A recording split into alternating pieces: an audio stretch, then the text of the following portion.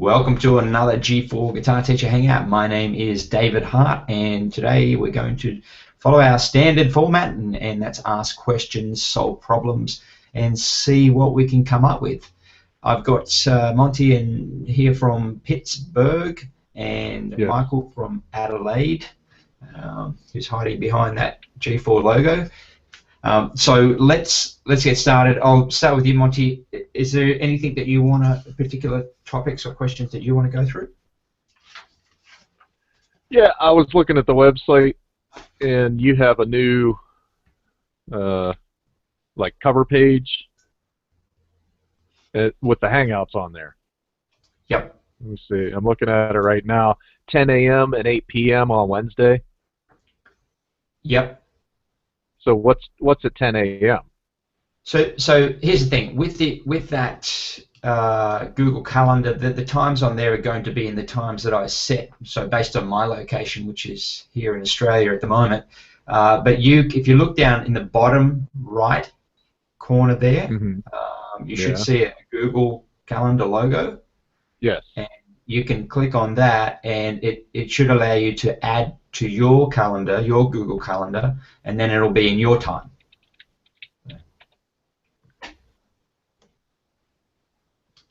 So you can both, if you want to go to that. Maybe what I'll do here is let's just share the screen, and just hang on one second. And then what I'll do is that we'll have a quick look at it, and that way you'll be able to see how it works. In my case, because the calendar is mine, it doesn't work in that sense, but for you guys it should work. So I'll just quickly share the screen here, and I'll go to it so you guys can see it. Start screen share. Actually, for my time, it just says 8 to 9 p.m. Okay, and is that right? Yeah. Yeah, that's okay. what time it is now. But it also said something like, Wednesday, 8 p.m. and then 10 a.m. So is that my time or your time or what? So the calendar we're looking at here on the screen share here. So this one here is basically the times that you'll see when you're looking at this web page will be the times that I'm doing them. So in my time. So if you have a look here on the Wednesday, it says 10 a.m. And then 8 p.m. So there's two today. There's one on Monday, 8 p.m. my time, and then one at 2 p.m. on Friday.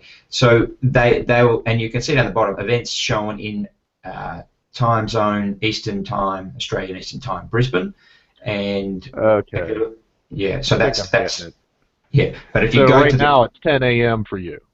Exactly. Yeah. Just after 10 now. Yeah. All right. And so if you click on that Google Calendar, that'll put it onto your Google Calendar in your time.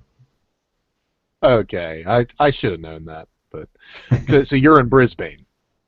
I'm not in Brisbane, but I'm in the Brisbane time zone. Okay. All right. Yeah.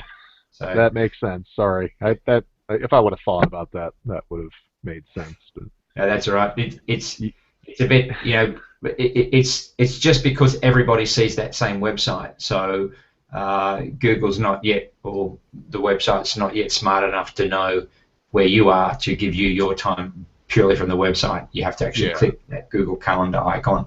Okay. And yeah. So yeah, easy. Excellent. Nice. All right. Cool. That's good. We did that. I'm glad we did that.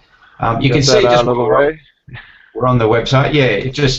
I might as well just show you a couple of quick things here. There is a video tour down here that I just put up yesterday, and we'll take you through the new layout. It's still the same pages. Nothing's changed in that respect, but it's just that it's with the new template, and I've changed some of the menus a little bit to make it a little bit more logical. So yeah, starting with the teaching, and then just the things that you need. Generally, the things that you're going to need most are at the top. So in terms of teaching, you're going to need to grab downloads, and you're going to want to watch these videos and listen to audios, which are under the media. The getting started is really just for new teachers, and then the rest of it's there, which you guys already know. Now the other thing there is maybe updates, which are good if you want to see what you may have missed I don't put a lot up there, maybe 5 or 6 things a month. But what I do is my aim is to have the maybe important Facebook chats or things that I want everyone to be able to see. So if you haven't caught it on the Facebook, then you can catch it there. So that's pretty well that. So what did you say? You had a spot where you put new things? Yeah, so the updates, I'll just click on that. It's what you do if you go into that, across on the menu there to updates, then you can see here, things that have happened, June, July, August, September, and that way, if you just check in here, even if you just check in once a month, you can just say, what were the highlights of last month that I missed? And you can see there, say September, there are, we did, Jeff Cook added some backing tracks, which you might want to use for your students.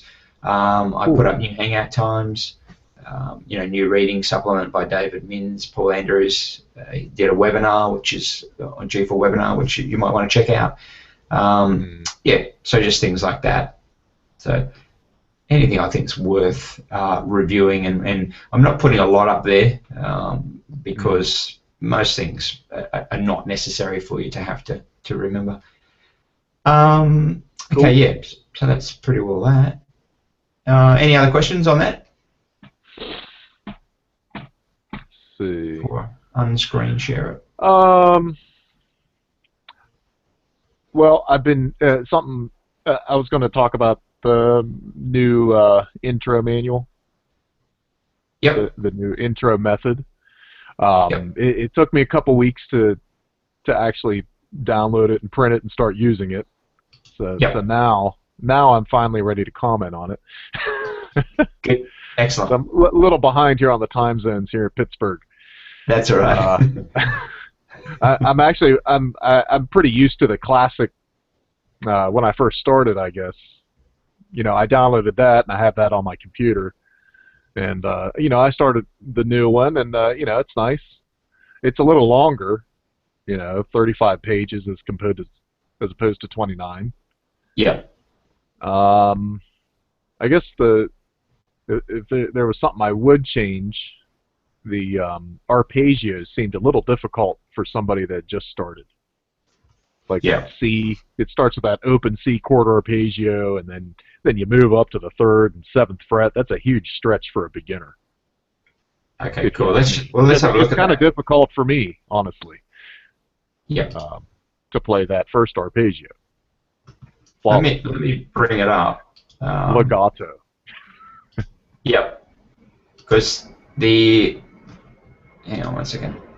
The arpeggios it's an interesting thing, arpeggios, because it's one of those things that I guess it's a bit of a personal thing for me, where I basically played guitar, and the only arpeggios, so when I started as a teenager, and the only arpeggios that I played for some years were the arpeggios in Stairway to Heaven, and maybe a few other songs. I didn't actually really learn arpeggios, and I was not very good at them all. And even when I started playing professionally, I still was very, soft on the arpeggios.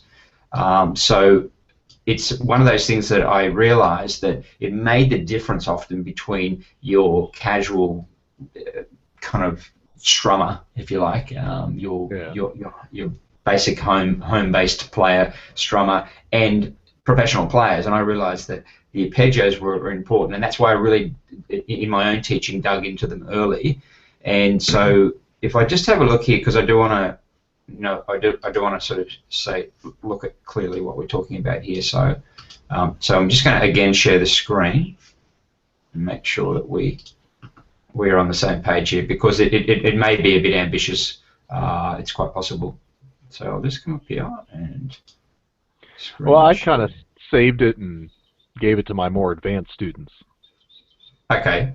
Yeah. But for someone that just started, I'm sticking with the open string harmonic arpeggios. Yeah. That were in. I call it the classic intro G4 manual. Okay. Cool. From when I started. Because there is. So we're looking here. So if we just go here. On page 15, just going to see, it doesn't seem to be showing in the share screen. I'll just see what I can do here. Yeah, I can pull it up too. I've got it now. I can share it. All right, so I got my cell phone going, my computer going. good. All That's kinds what of it's all technology. about. Technology. Okay, so we're looking here at the arpeggio page, and the idea here is we've got the beginner, which is simply the open strings, and that's all you're going to do for an introductory student. You're not going to give them anything beyond that. So even though, maybe this hasn't been clarified in that this is now level 1. It's not just the intro printout. So the G4 guitar method, where it used to be just really for the intro student, now it's for a level 1 student. So this is meant to carry them right through until they finish the end of senior level 1. So some of this won't apply to a junior level 1. Some of it will be a little bit sort of over their head, but that's okay. It's because we only pick out what we want for the junior student. And the idea is now I'm going to create 5 different levels, so that everything that they need for a level is contained in one PDF, rather than where we had these different books, which we still are running on. So we had picking the scales, chords, arpeggios, rather than having separate books. What we do is we have one book for each level. So level 1, this is level 1. So so that's probably where the misunderstanding is coming. The page I'm talking about is 18. Okay, all right, let's go to 18. Starts with an open C major chord, and then you jump to the 3rd and 8th fret, and then back to the open C position. That's pretty tough. It is, in the sense that if you want them to play it, at any decent tempo, but to just actually know it, it's not that difficult. It's no harder than a scale. In fact, it's easier than a scale because there's less notes. We've left out some notes of the scale. But I hate to move my hand, so you got to move your hand all the way to the 3rd fret. You do, and it's not so much that, and I do understand what you're saying. It's definitely going to be a bit more of a challenge in moving the hand, but it's something obviously that once you start getting your students doing, you'll find that it won't be as hard as you think. My 6-year-old can do these arpeggios, so it's really. Admittedly, she's been learning for a couple of years. She's not, a straight-out beginner. And this is not what I would suggest. And if you look at the checklist for a junior one, these are not on the junior one checklist. So if we go to, I'll just bring up the junior one. And you can, for the junior one, you can just do 1 octave. You don't need to do 2 octaves. So that would take away the hand position movement. And the other thing that you could probably do there, if you really wanted to, is if you prefer just to do it as 1 octave, then you can do that as well. So I've just been doing the first 3 strings, harmonic. 3rd string open, 2nd string 1st fret, and then 1st string open, 2nd string 1st fret. Just that. Which is correct for a junior one. That's correct for a junior one. But for a senior one, obviously that's a little bit too simple for a senior one, because they're obviously going to be able to pick up things a little bit quicker. I thought the S1 was just the same thing but faster. Yeah, probably. Hang on 1 second. I'll just make sure that I'm keeping up with it all myself. So to get the checklist, I'd have them do that, but then, also say, well, there's all these other arpeggios, including the 4th string, 5th string, 6th string, and just go through the whole page. Yeah. So with the senior, what we're asking the seniors to do is to do not to do just the 3 strings, to do full arpeggios.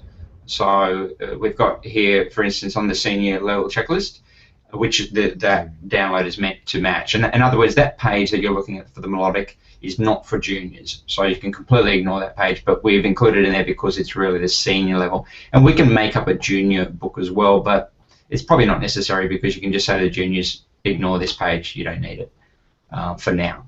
So on the senior level here, we've got chords C, D, G, A minor, E minor. Yeah. And then on arpeggios, we're basically saying to play all those chords as arpeggios in a 4/4 pattern, and that's where that page comes into play.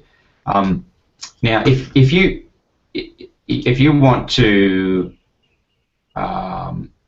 if you want to do some video for me of students that are trying to learn this and struggling, I can have a look at it, because maybe I need some feedback. Maybe I need to see these students and where, if you've got a 15 or 14-year-old who is doing a senior and they're struggling with getting these arpeggios down, it's something that I should be looking at. Something I should obviously be aware of. So on this checklist says all chords above using the basic 4/4 pattern. Does that mean going through that whole page of the open arpeggios? No. The harmonic arpeggio patterns, I just really... That one, yeah. It's like a reference. It's just to say, here's a whole bunch of patterns you can play. But they're not part, because what matters is the checklist. They have to complete what's on the checklist. And if you have a look here, and this is where I have done this before, and I've had, what you're saying is, you're not the only teacher to say this, by the way. I've had I've had at least one other anyway, who's mentioned that they feel that these melodic arpeggios are too difficult for a senior one beginner, and so what I've basically, it's a hard one, because I know it's doable, and I know that if I look at that C major there, for instance, and I can see that we're just playing, it's really just holding the C chord, except, as you say, we move up to playing the third and on the 8th fret. And when I do it with students, you can see that there's no tempo markings there. I'm not particularly worried about the tempo. Well, all I'm asking them to do is to play the notes and to know where those notes are on their guitar, to just be familiar with where those notes are. So it's kind of a case. Now, if you felt, hey, the student's struggling on this and it's a bit hard, put them on a junior one. Stick them on a junior one first, and that's what I did with a lot of the students who were, 12 or 13. Even then, I would say, look, let's do the junior one just to start off with, and then if you do that, if you knock that over easily, then we can move on to the senior one. Yeah, even if they're an adult, they're having trouble playing whole chords, I have to do the J1 first, and then move on to this one. Yeah, and junior doesn't necessarily have to imply that they're 10 years old. It can just simply say that this is the basic, simple starting point. As you're considered a junior until you're good enough to move into the senior program. Especially if they have no experience. Exactly. If they're absolute beginners. And I guess I come from the school of my own teacher who he pushed me. He used to push me to do things that I thought I couldn't do. And often that's what we kind of keep our students sometimes in that comfort zone. We need to push them out of their comfort zone and let them know, look, this is doable. We don't want to push them too hard, of course, but we want to push them harder than probably than they expect. So this, if they can play a C scale, then they can play a C arpeggio, and the same with a D.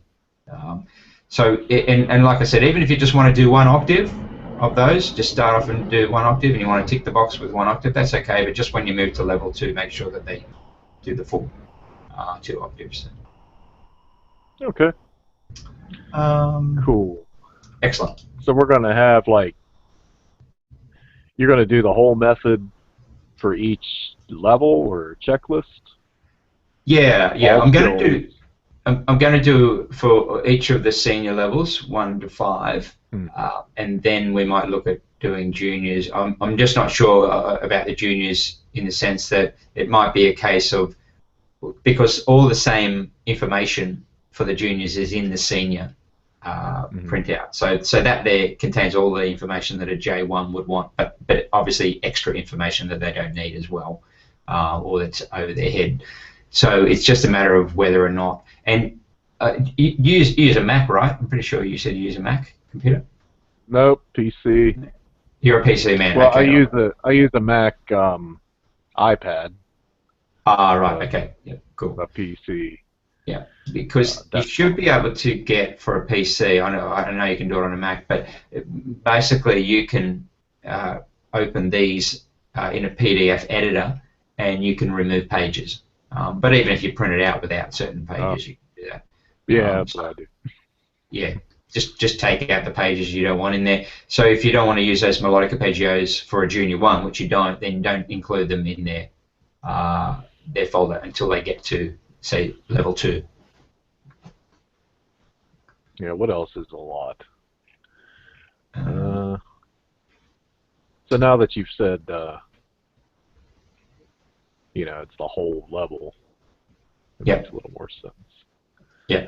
But part of the problem today, and it's a good and a bad thing, is that things change in real time, unlike the old days where they'd spend a year on a book before they'd send out the revised edition.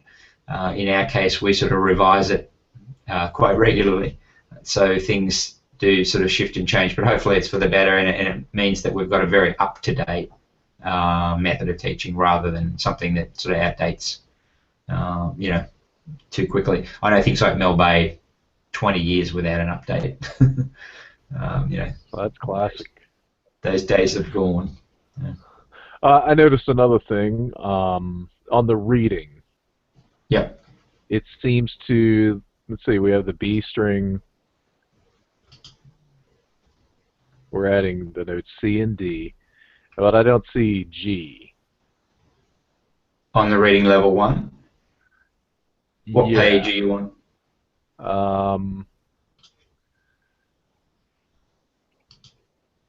Dang it, hold on. Sometimes my computer freezes. Yeah. So, all right. So I'm on page 28, reading level 1. So this is the first reading after the theory and so forth. And the G gets introduced at exercise 5. That's the G. Well, I mean the open G. The open G string. Okay, yeah. So it just goes to aural after that. Yeah. So on these exercises so let's go and match it up again with the checklist. Hang on 1 second. And then when I open the reading, I open a reading book, it goes straight to the D string. So the G string's left out. On the reading book, okay. Yeah, the reading, see what I mean? You got the first 2 strings, but the 3rd string's omitted. Okay, hang on 1 second, I'll bring up the reading book. Yeah. Your reading book starts on open D. Yeah. And we are redoing that. Plus, there's Shane's reading. Have you seen his materials as well? No. Check that out. It's in the folder now. It's called the Reading Supplement. Okay. Yeah, I think I did look at that. Yep. Okay, so let me have a look here.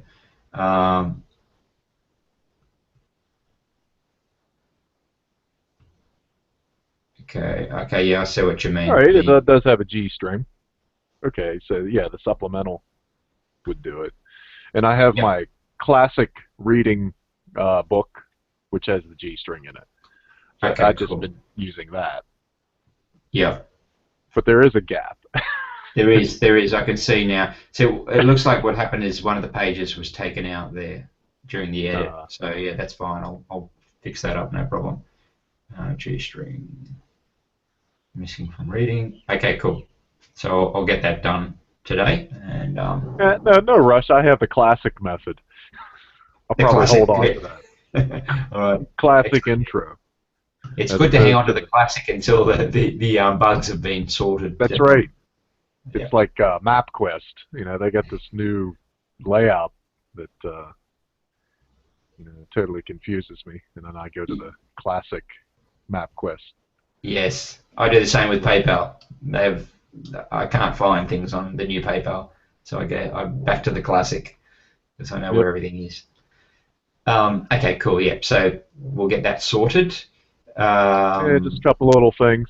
That's my feedback, I guess. No, that's good. Excellent. No, that's great. picked up on a couple of good things there, and this helps with the other guys who are watching, because there'll definitely be a few other guys who have similar questions. So yeah, hopefully we've covered that. Michael, are you there? I can see you. Yeah, he's been awfully quiet, huh? Sorry, I am here. I'm just not feeling the best today. I had to actually cancel my students last night. Got a bit of a virus, I think. So yeah, looking a bit disheveled. So you're probably losing hundreds of dollars. Man up, man up. Yeah, I did actually. That's right. Yeah, I'll probably make them up. It's just I never cancel lessons, but I literally went in there, started the first class, and about halfway through it, nearly fainted. So I thought, no, this isn't good. So, he'll think you're on psychedelics or something. Yeah, so it's one of the reasons why I need to get a teacher on board ASAP. Yes, you need the B plan. Yeah, I'll be right over. I had a question regarding that, but just while we're on the topic of the method, everything you guys were just talking about, I was thinking maybe for the senior checklist, it sort of specifies the use the above chords, so the C, G, so forth. Maybe it should specify that we are to do the melodic and harmonic as well, if that's the aim, just so that there's no confusion as to whether we're doing one or the other or both. Because personally, I've found that I think in the past I've just stuck to the harmonic arpeggios, just sort of doing some basic patterns with the right hand and then changing chords basically. But obviously doing the 1 3 5 is a bit different. And also I think one thing I've had trouble with is when trying to explain the melodic arpeggios, like sort of students say, well, why are we doing the notes in this particular order? You kind of really have to go back to the scale and say, well, this is 1 3 5 from the scale. So if you're doing like a D major melodic arpeggio, at level 1, they haven't really done the D major scale yet, so I find it a little bit tricky. Even though it's easier to play, obviously the arpeggio has less notes. In terms of understanding what we're doing, it's hard to really explain it until we've done the actual the scale beforehand. And that's fine.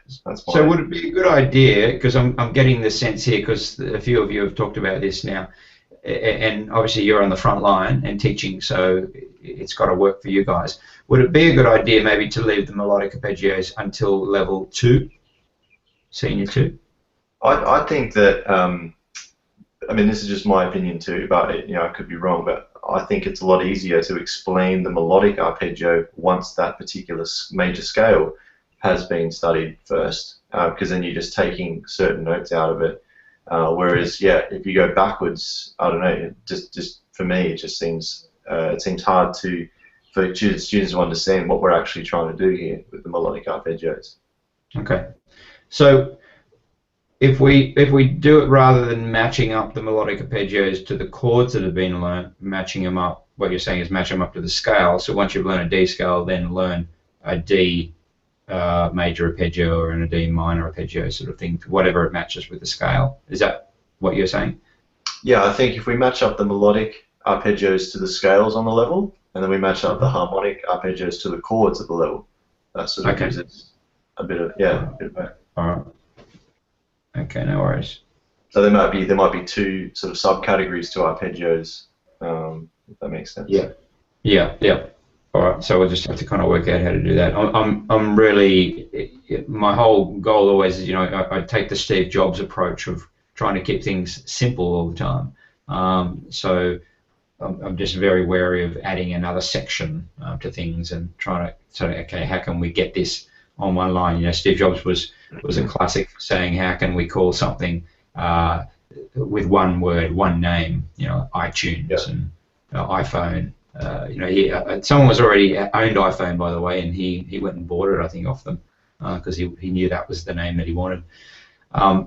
So just try and work out how we can bring that into it. Well, perhaps we do leave.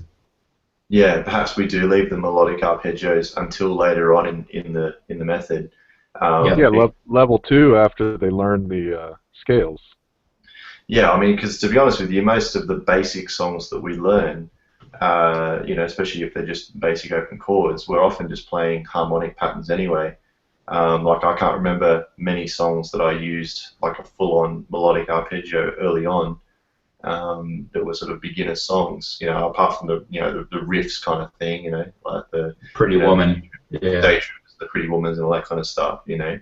But yeah. yeah, obviously they're not just 1, 3, 5 either. But yeah, I don't know. Maybe it's something we can sort of look at doing after the scales. Yeah, I think maybe just because an arpeggio is meant to match a chord, that even though it can be found in a scale, I think it, you know, from an understanding, an explanation, theoretical point of view with students, it's better to associate it with the chord because you know, it just makes sense that this matches the chord in my view anyway. So I think if we just simply take arpeggios, melodic arpeggios to level 2, introduce them there, because I remember Ben Messenger said that he had a bit of an issue with it as well.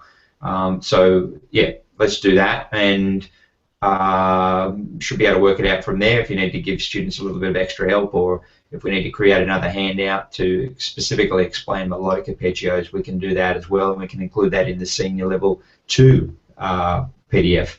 Have a whole page explaining what a melodic arpeggio is. So. Yeah, well, you already have that in there. Do we? An explanation of melodic arpeggios? Yeah. Okay. It's part of the one, isn't it, though? It's all part of one, I think. Part of your new... It's part of the harmonic. It's like, it's what I'm suggesting is having a page exclusively for melodic, so take out... So even though we have a little bit of an explanation in that level 1, we could even remove that. So if I just bring up... so where are we here? Page 16 is the explanation. Okay, yeah, cool. So page 16, where we have here the harmonic and the melodic explained together, explaining the difference between the two. It could be simply one-page harmonic, which is in the first printout here for level 1, and then in level 2 we have one for melodic, explaining melodic and giving a few different examples, even a song example in there, to just, you know, give a little bit more of an understanding. Maybe put some harmonic exercises there, and even where we've got those harmonic, you know, page 17, we've got those harmonic arpeggio patterns. We could create a similar thing for melodic arpeggio patterns for level 2. Okay, cool. So, all right, so that's food for thought, and I will see what we can do with that. All right. So, Michael, have you got any other topics, questions that you want to talk about? Yeah, sorry, just further to that too, because you also were talking about the reading. I just wanted to, I guess, confirm the where we're heading with that. Are we still to be giving the PGM and working from that from the first sort of from the get-go? You know, or yeah. So sometimes I find it difficult to know where to start with the reading, because there's a bit all over the place with different things we're doing. So. Yep, until the PGMs disappear off the checklist, that it will be very much a part of what we're doing for now. You know, I think for me the PGM just gives a little bit of something outside of G4, so we can sort of say, well, this is a standard reading method, and some of the diagrams are different, some of the way that it's presented, plus it adds a bit of colour to the whole thing when it's presented. But I still, yeah, there will come a point, I know, when we will depart the PGM, but we need to still work with it for now. So I'll let you know, maybe next year the time will come, but until then we'll still use it as, it's really, you know, what I'm finding in the way that I work with Mia, and you know, some of the other teachers are telling me, is that they're using the G4 exercises as a good way to really help them move through the reading and develop the reading, whereas the PGM is more like the test. So, okay, you should be able to read these notes now. Open the PGM. I want you to play Song of Joy for me, and that should be kind of like your testing book rather than. And look, if you don't even want your students to own a PGM, that's quite possible now. because we're not here to endorse PGM. We're not sort of saying, hey, we're getting a kickback from these guys. They're not doing us any favors. All we're saying is that this is a standard text that you can get anywhere with any teacher in the world. So this is what we want you to be able to read. So they could quite possibly just have the G4 materials, and then when they turn up to class, you could open the PGM book and go, all right, guys, you need to be able to read these songs. So you could have 5 copies of it in your studio, and then for them to be able to read the song when you open it. Yeah, cool. I think, that sounds good, because that's pretty much, I think what I've been doing initially is I've actually been holding off on the PGM for the intro.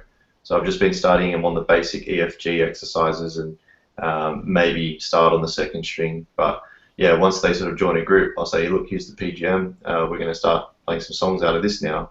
And by then, usually they can play the first few exercises quite easily. And then we sort of go back and forth between the folder and the PGM. But I guess it's just knowing, like, as you said, keeping it simple for students so they know exactly what they need to be practicing. Yeah, because to be able to read, we want to be able to throw pieces of music in front of them that they've never seen before, and to be able to read it. It's that simple. And owning a copy of the PGM allows them to go home and learn the pieces by memory almost. It doesn't necessarily mean that their reading skills are strengthening. So we want to be able to keep coming up with new exercises and so forth to get them really honed on the reading. I found with Mia, even though she's up to reading the 6th string, E, F, and G on the 6th string, if she's not constantly reading new exercises and doing new things, then her reading starts to fade, because she can memorize those old songs. She knows how they go, and she's even then she's not looking at the page. Exactly. She's just playing it. That's not sight reading. It's not sight reading anymore. She's playing it by memory. Sight reading is like you were saying. Yeah, and it's a confidence killer for her too, because when I get her to do something that she hasn't done before, you can see her confidence drop. She wants to play something she knows, so she can sort of feel good about herself and feel proud. So if I throw up a piece of music that she's never seen before, suddenly her, this is too hard, and so, well, it's actually got the same notes in it that so it's not too hard. It's right where it should be. So let's go. And so the first time she goes through it, she kind of moans and groans and doesn't want to do it. But then the second time she goes through it, she's smiling because she realizes, hey, I can do this. So I think it's really important from a confidence point of view to keep giving them new exercises, and that could be a case of writing, and that's what I do with Mia. I have one of those eraser boards, and I just write notes out, and then she plays them, and then I'll scrub it and write some new notes, and away she goes again. So I think giving them different things to do, and maybe using the PGM, we could even, I'm even thinking now, I would, if I was in the position you guys are, I would transition across to where the PGM is simply the test. So I'm not going to give you a PGM. You don't need to own a PGM. Here are the exercises. Go and practice these notes. When you turn up next week, I should be able to put Song of Joy up in front of you and you'll be able to play it. If not, then the reading is not working. There's something missing in the way that we're learning to read. Yeah, I guess I do it like Michael. I had him go through the intro and learn the first 2 strings from the G4 manual, and then once they're comfortable with that, and I know they're going to stick and they don't drop out, then I give them the $10 PGM. Yeah. And then that, Michael, reward. You've been such US. a good. You've been such a good student. Congratulations. You got past the 2nd string. Play the 2-string blues, and then I just pick up right there because that's pretty easy. And then from the 3rd string on, they have a new book plus the G4 stuff.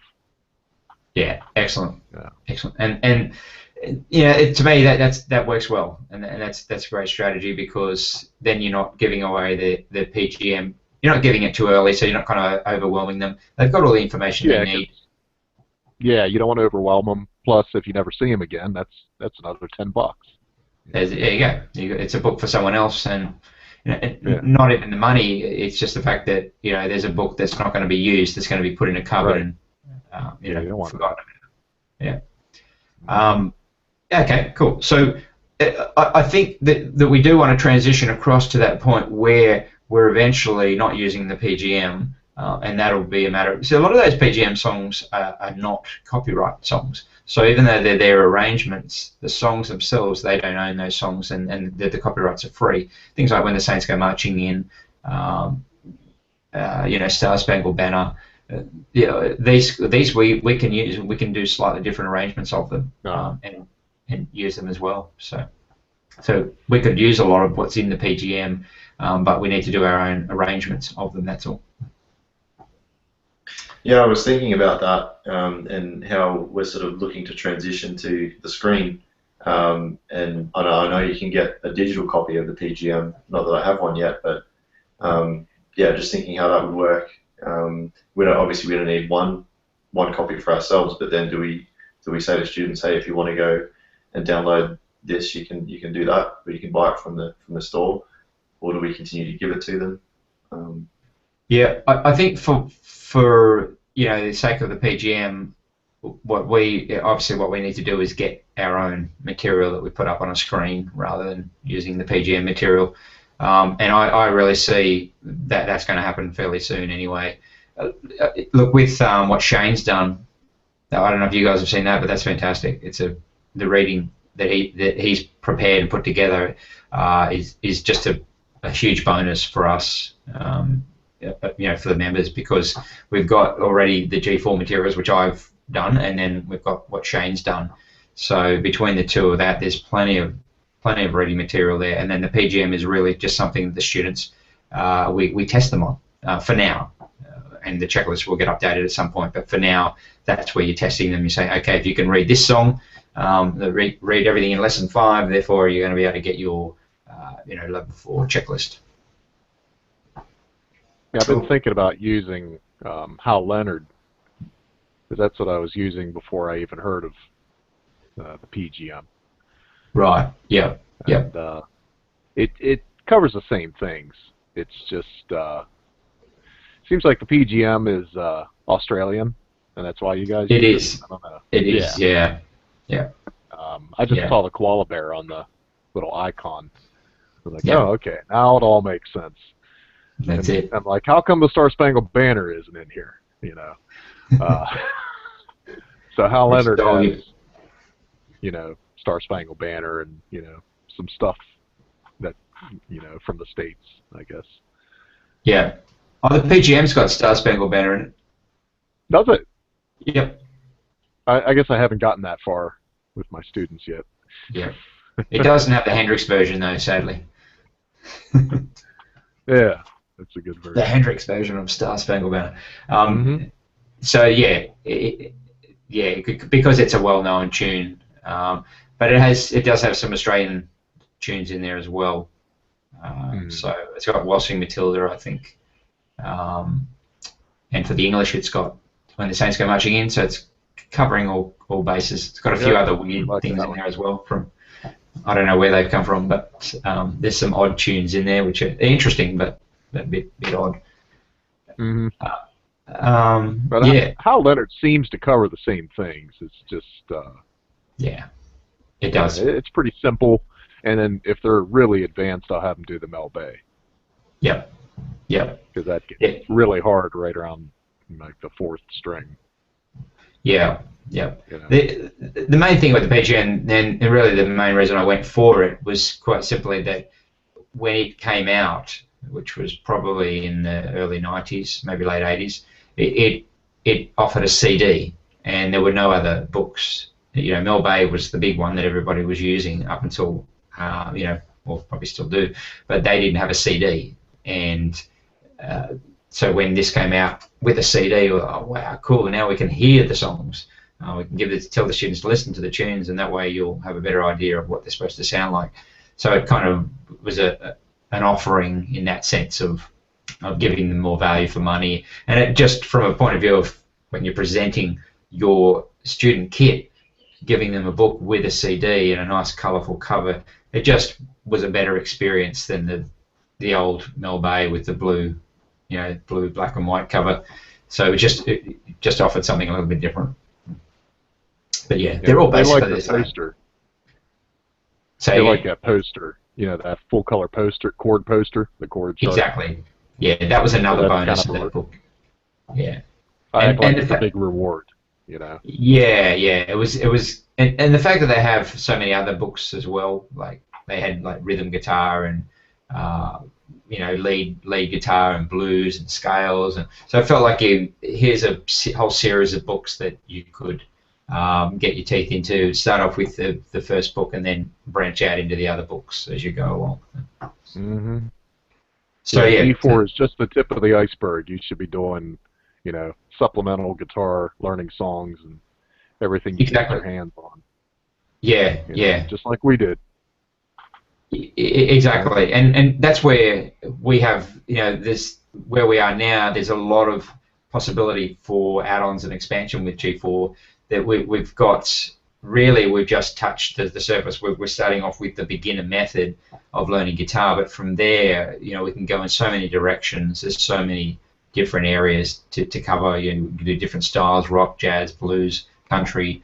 It's just, you can get into modes, scales. You can have focusing on arpeggios, and playing in a band, whatever. And then we can go to other instruments such as singing and drums, bass, bringing in the kind of those elements to it. So there's a lot we can do, and really, my idea is to try and bring in people who are specialists in those areas eventually. Hopefully, some of you guys can take up the lead on those and just make it more of your thing. Where Shane has done the B4 bass method, we've got the website, he's got the method, and so it's something that is another offering, and obviously everyone in the network benefits from it, but it's also a chance for him to explore his skills, because he's being a specialist bass player. It's something that he can really bring to the table, and maybe offer more courses, even on a worldwide scale. Get an online website going, do videos, have a subscription. So if you think of something for yourself in that respect, where you can offer something that you specialize in, whatever that is, it doesn't matter what niche you're in these days, you will generally find an audience for it, because you've got, if you do it online, because there's a worldwide audience. Yeah.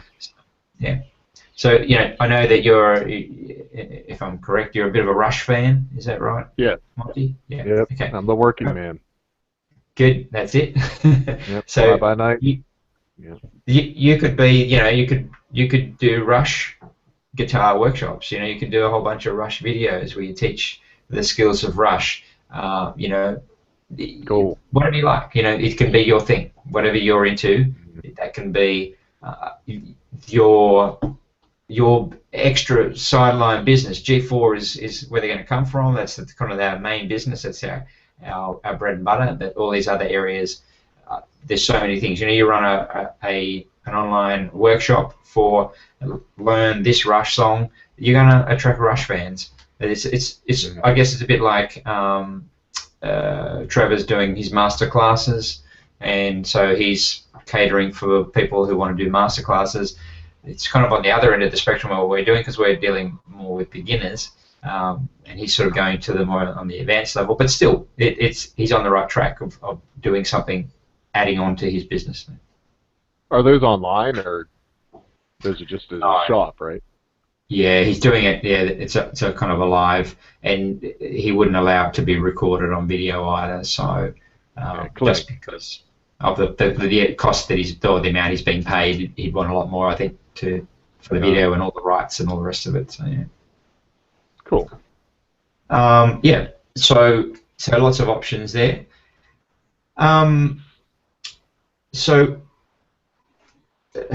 Was there any other questions, Michael? Did you have any other questions? Yeah, my question was mainly to do with training new teachers, which I'll be doing very shortly. The website has grown quite a bit since I first went through it. So yeah, it's got the getting started section. I'm just sort of wondering what what's sort of essential reading for new teachers before they even start sort of coming in and observing, and what sort of time frame should they be looking at, or how much time should they be setting aside to go through the website and familiarise themselves with that? Look, I mean, through the interview process, you don't want to, put them to too much work, because then they'll be resentful if they've spent hours learning all about G4 and then don't get a job at the end of it, which is the majority of them. So the quizzes are really all they need to do initially. That'll give them a bit of an introduction to what G4 is all about. Then from there you're going to go through the whole interview process, and once you decide on who has the job, that's when they should really start the training. And then you give them a password, or let them log in to the website with a teacher password, and I suggest that you set up that username and password. So you create a teacher account, and you might call it Norwood Teacher 1 or whatever, and then create a password for it, and then say, here's a password to log into the teaching section, and that's just as a teacher. They don't get any of the business access.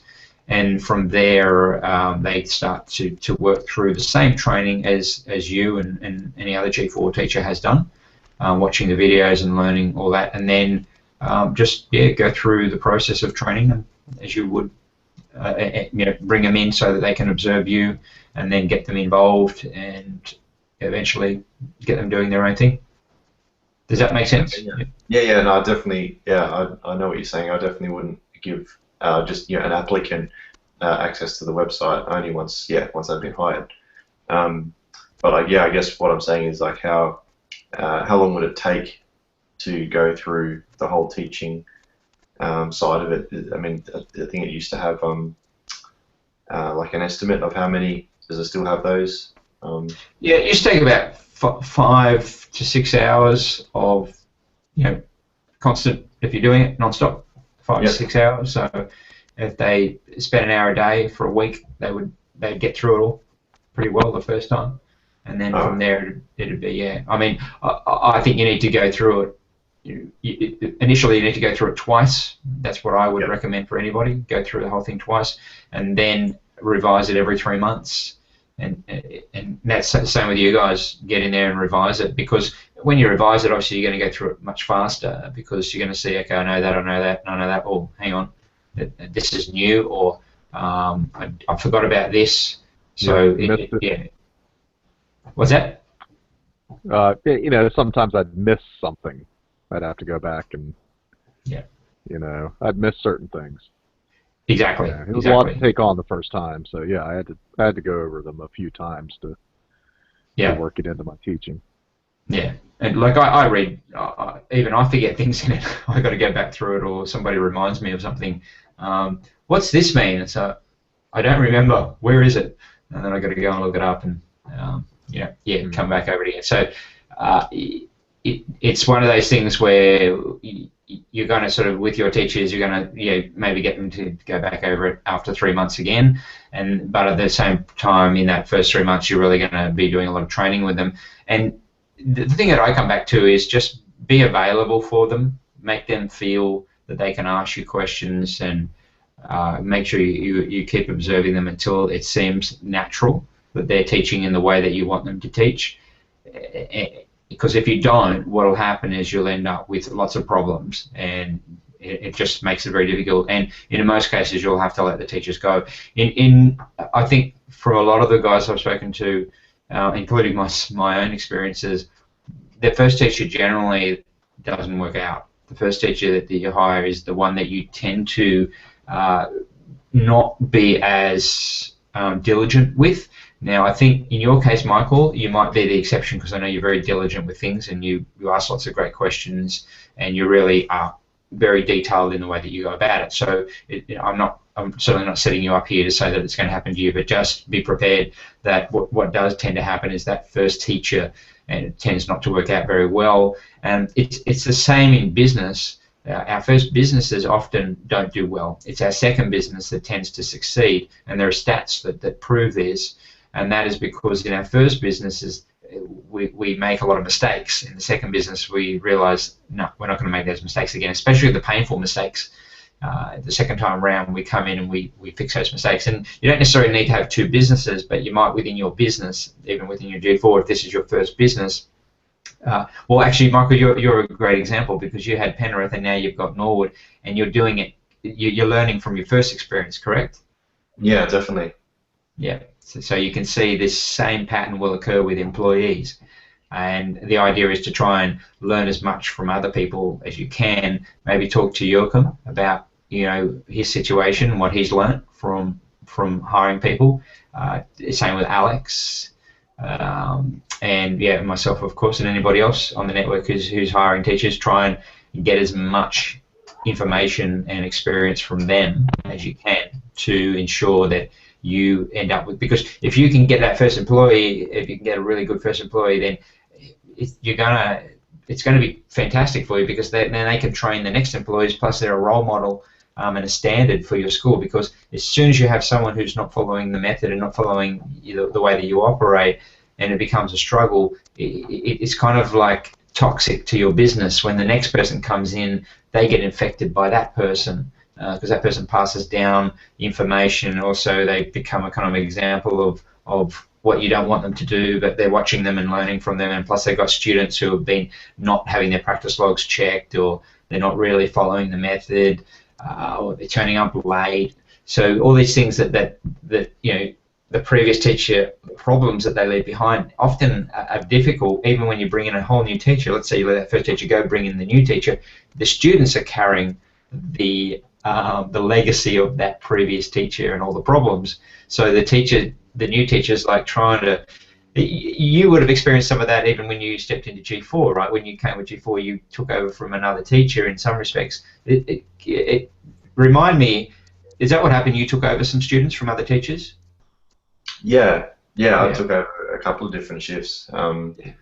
Yeah. And you remember, right, some of the problems of previous students who weren't following the method properly or weren't doing certain things. Some teachers probably were, but some weren't, correct?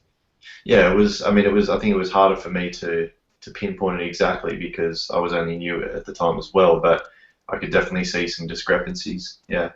Yeah. So it makes it much easier if the first teacher is doing things right. That way, and you know, for you, once you did understand G4, and once you sort of got on board, taking on new students was easier for you, for a brand new student, to get it right than it was to adopt a student from another teacher who was doing it wrong and try and get them to change. Definitely. Yeah, always more challenging. So yeah, so the bottom line is really aim to get that first teacher right and cut your losses quickly. So if you find that the teacher, you take on a teacher and you've had them for a month, the temptation is to keep them on. But if you realize this teacher is just not going to work out, let them go early. It's better for them as well, because then they get on and find a job that suits them, rather than we often feel bad about people in jobs and letting them go, but often the case is we're not doing them any favors. We're preventing them from number one, realizing that they're not right for the job, so they continue this kind of belief that they're doing a good job, and they're not. The second thing is that if the longer they stay, then the more problems you're going to have, the more damage. And I had times when, you know, we turned over 2 or 3 teachers very quickly, and the students complained, the parents complained, and all that. But I knew that was much better than keeping on a teacher that just wasn't going to work out, because then when we got the good teacher, I just knew from experience that those same parents would come back to me and say, wow, this teacher's great, you know, it's really great. I know you had a few problems with a couple of teacher changes, but we're really happy now, and thank you. And I would make the point that my first concern was always to make sure that we had the right team and we had the right teachers. And yes, we had to go through a couple of teachers to get it right, but now we're really happy with where we're at. So. Cool. All right. Any other questions? We'll wrap it up there. Yeah, Monty? That's probably something real quick. I have people that don't want to start right away for whatever reason. For example, This mother said, "Thanks, Monty, for getting back to me. Yes, we're still interested. However, my son is almost 10 years old. He's finishing 2 soccer teams and a ball team. He will soon start basketball and a soccer camp and is in a play at school. I don't believe he should take on anything else. I am interested in starting him in early spring. I'll hold on to your info and email." We know how that goes. And also she asked if an acoustic or an electric would be better. And then that was it. But we can discuss that then. That's like 6 months away. So I replied. I tried to do my best David Hart reply. Yep. But it was a little brief because it's on Thumbtack. This is an email. "I have 2 sons that age, so I know how busy it gets. If your son can start guitar and practice for 2 weeks, he'll be in a routine, and some of my busiest students are the best at finding time to practice. So it's best to give it a go before the interest fades." And then I go, "Please call or leave your number and a good time to call." Sounds great. Yeah, it's great, perfect. It's really just a case of letting them know that the guitar is a lifestyle. It's not I will learn in 6 months. It never happens. Either you're going to be a guitar player or you're not. It's a lifestyle. So I always, and it's hard when you can't speak to them. And if you can get to them on the phone, that's usually the best way. But to say things like, I understand completely, but it's a case of getting into the habit and the routine, because guitar is one of those things that you can't just learn it for a year and then you know it and that's it. You've got to keep going. It's an ongoing practice. Because even though you and I, most of us here, we could give up guitar, we could stop playing guitar for 5 years and pick it back up again, and within a few months we'd be back to being able to play the basics. That would work, and that's fine. But the problem is that we wouldn't be happy about that. We have this kind of insatiable need to keep going, to keep playing, to get a little bit better. And so the satisfaction and the joy of guitar, and this is what I would say to students, it comes from the fact that it's like a friend. It's someone that you want to spend time with each day. But the first year, it's a little bit of a struggle because you're getting to know each other. And I would often talk about guitar in terms of a relationship. You're getting to know each other's habits. There's that early honeymoon period where guitar, yeah, great, this is fantastic. And then it's like, it's not doing what I want it to do, and that's all about unmet expectations and the fact that, hey, I thought I would be Satriani by now, and it's not coming together for me. So you start to doubt and have concerns and think about whether or not this guitar is going to be a good friend for you or not. But then what happens is that if you stick in there and you work through it, then you realize, hey, this guitar gives me back everything I give to it and more with interest. And I think that's when I explain that sometimes, and I don't use this with everybody, but with some parents, and then I explain that relationship with guitar is something very special, and that there's not a time. It's not like, hey, I just met you, you seem like a really nice person, therefore in 6 months you and I are going to be friends, but for now I'm busy, but I'll come back in 6 months and then we'll start our friendship. It doesn't work that way. It's about, well, I want to play guitar, so I'm just going to find a way to get it in somehow. And everybody, I don't care who they are, everybody has 10, 15 minutes a day that they can start on a guitar. There's nobody, I think, in the world who can't find 10 or 15 minutes in their schedule if they really do want to play guitar. If they don't really want to play guitar, they won't find it. But if they really want to play guitar, there's 10 or 15 minutes in anybody's schedule. Yeah. So just seeing if you had any special words that's going to make them sign up now instead of putting it off. Well, yeah, I think that my approach was always about just talking about their schedule. So once I've sort of given them that sort of kind of chat, then I'll talk about the schedule. So just because when you start talking about someone's schedule, they start to see what's possible. and their mind is such, oh, I've got all these things going on, so much, I'm juggling so many balls, and I really can't handle another ball right now. So you're sort of saying to them, all right, tell me what your schedule looks like, and they say, you don't have to be that exact, especially in this case when you're still at the sales point, but you just simply ask them, okay, so your son's playing soccer and he's playing baseball, and he's got swimming, for example. He's got to play. Yeah, and he's doing his school drama, and he's got his homework. So what are the days that he does those? Okay, great. And so what does a typical afternoon look like? So when he does his swimming, what time does he get home? Mm-hmm. Oh, well, he does his swimming, from 4 o'clock through till 6 o'clock, and then comes home and has dinner, and then he's got to do his homework, and by the time that's done, and then he's got to have a shower and go to bed. Okay, cool, yeah, so I can see that's a busy day. What about the morning? Yeah, well, I suppose he's got a little bit of time in the morning. Well, on those days, I'd recommend just do 10 minutes before he goes to school, just get up 10 minutes earlier, or 10 minutes before he goes to bed, or 10 minutes before he has dinner. If you can just find those 10-minute slots to start with, 10 minutes a day, it adds up, and it'll get him into the habit of practicing his guitar. And it's really about priorities, and once I sort of find that 10 minutes, then I talk about priorities and saying that he's going to decide for himself whether or not guitar is important to him or not. That'll be his decision. But the first step is to just get it going, because one thing, and this is often a real clincher, is that I say one thing I know about busy people is that they don't get less busy. It doesn't change. He will still be as busy in 6 months as he is now. Yeah, I know that you might think that he'll have more time, but he won't. He'll just be as busy, and the odds are that, you'll put it off again. And so, if you want to really go ahead, and sometimes I'll be bold. It depends on the person. I don't want to offend people, but sometimes it will be pretty bold. And I'll say, look, I'll tell you straight up, you won't call in 6 months. And what? I'm telling you now, you won't call in 6 months. And I say this not because nothing personal, but I know people who delay, and I could say in 2 weeks, or whatever they say to me, in 3 months, in 6 weeks, whatever, you won't call, because I know what happens to busy people. They're always busy. You just got to fit it in.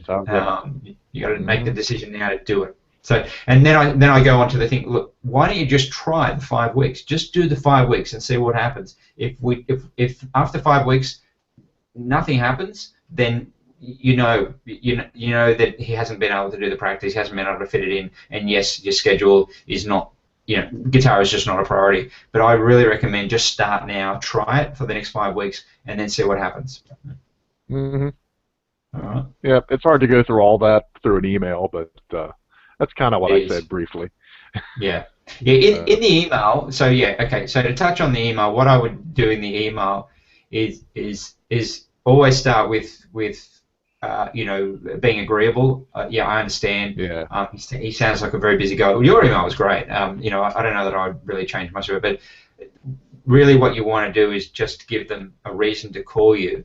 And often, and maybe this is a trick, but it works, and that is to put in something, say, I totally understand. Look, I've got something that I want to show you or discuss with you, or I've got an idea, which is a bit hard to discuss in an email. So if I could give you a call, or if you could call me, then I can tell you, because there might be a way we can do this.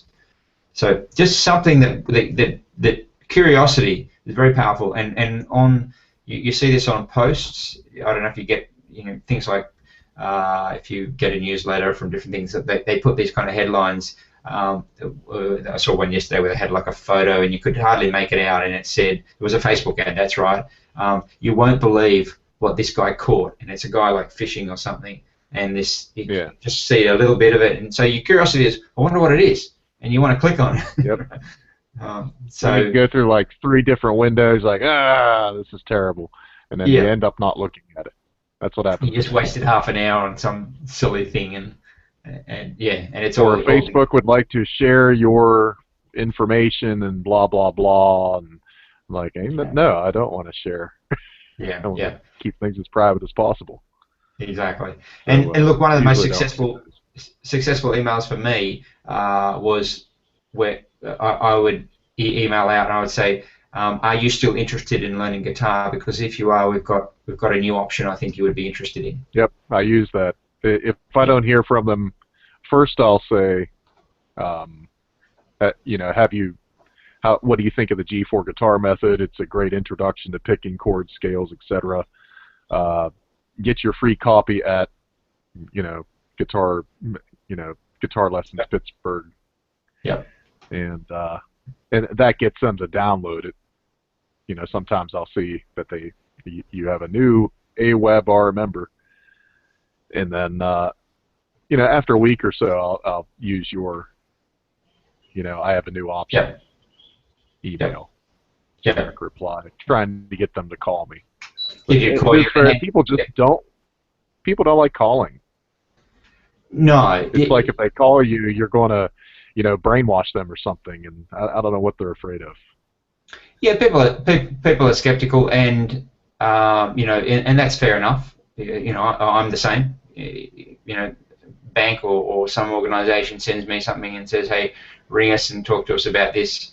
So I know what's going to happen. You're just going to try and sell me on what it is that you're trying to sell. So, but it comes down to really this percentages. Some people are going to be interested and they want your help. They want to learn guitar. They want a way that what they're doing is not working, or they just want to teach us. So they will be responsive. Other people, they need, some might call it persuasion. They need these kind of persuasive strategies to get them to the table to at least talk about it. And you think about it. Go back to your single days, Monty, when you're local club, pub, or wherever. And you walk up to a girl and you start having a chat with her, and you say, "Hey, here's my phone number. Give me a ring." What are the chances of her ringing you back? Pretty well, nil, because girls don't do that. It's not what they do, right? They don't ring. They don't collect phone numbers and then ring. Sometimes you might get lucky, but if you want to follow up with that female friend, you need to get her phone number.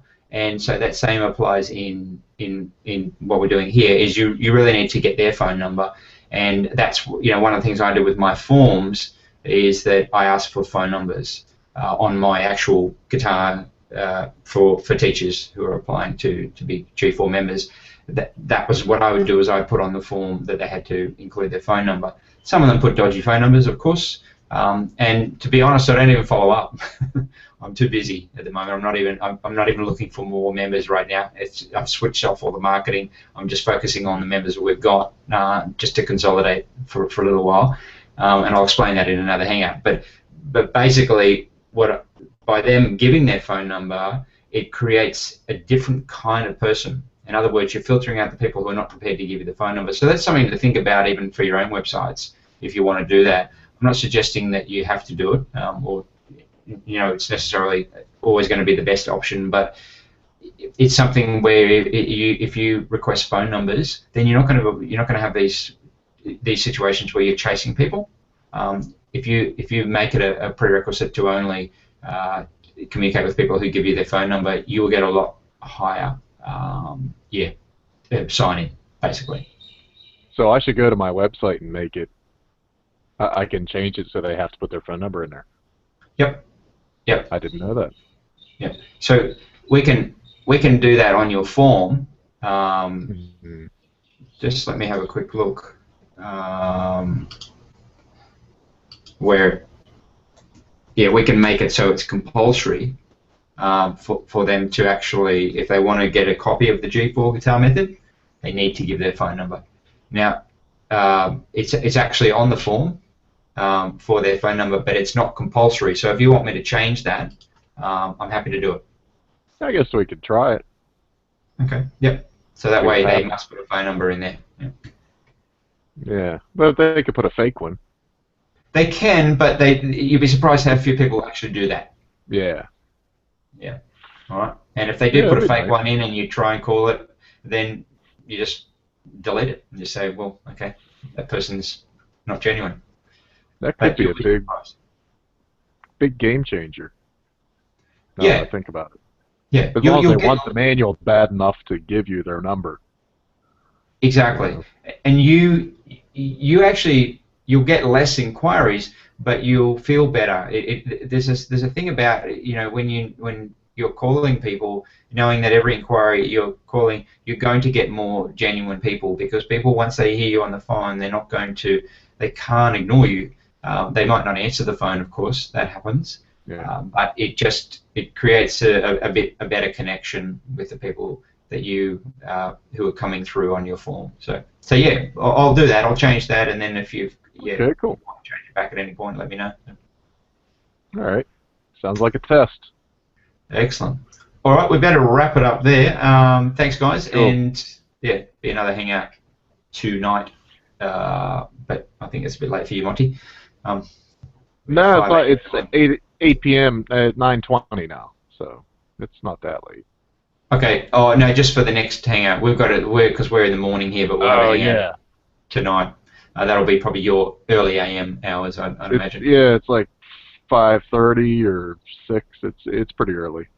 Yeah. So, cool. Yeah. All right, I better go. Thanks, guys, and All right. At the next hangout. Take care. Michael, hope you're feeling better. Thanks, mate. Cheers. Quit belly See you, aching. Michael.